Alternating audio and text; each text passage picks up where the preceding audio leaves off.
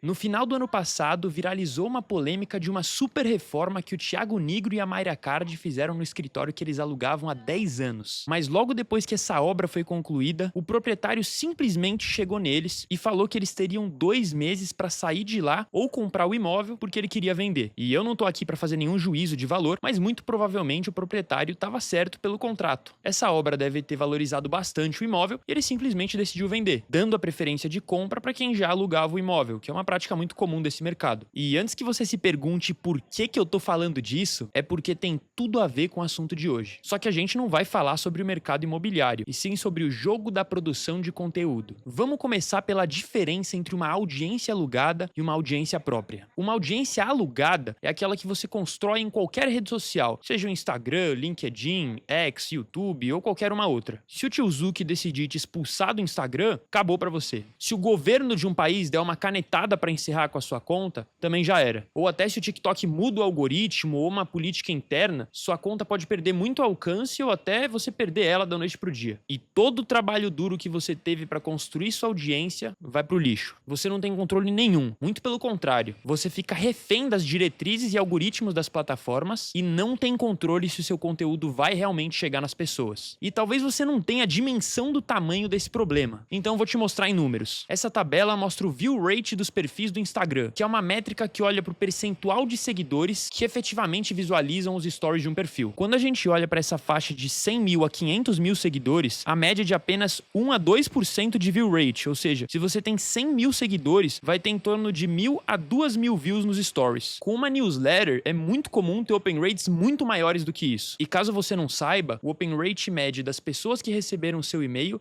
quantos por cento abriram. Para você ter uma ideia, a média de open rate da Beehive, que é a plataforma que eu sou parceiro, por onde eu faço as newsletters dos meus clientes, foi de 41%. Dos 28 bilhões de e-mails enviados pela Beehive no ano passado, 11,5 bilhões foram abertos. Ou seja, enquanto no Instagram você só atinge 1 a 2% da sua audiência nos stories, no e-mail esse número pode passar de 40%. E o principal motivo dessa diferença toda, de quando a gente compara o e-mail com as outras redes sociais, é que quando a gente olha para o e-mail, a gente está falando de um canal de comunicação direta com a audiência. É um canal que você realmente tem controle. E o motivo do e-mail ser um canal próprio é estrutural. Diferente do YouTube ou de Instagram, o e-mail é descentralizado, ou seja, não existe um dono do e-mail. Isso porque o e-mail funciona através de protocolos abertos. Para explicar isso de uma forma não técnica, o e-mail funciona como um sistema de correios. Qualquer pessoa pode mandar uma carta para qualquer endereço. Estão cortando grama aqui, eu espero muito que esse barulho não esteja vazando no vídeo.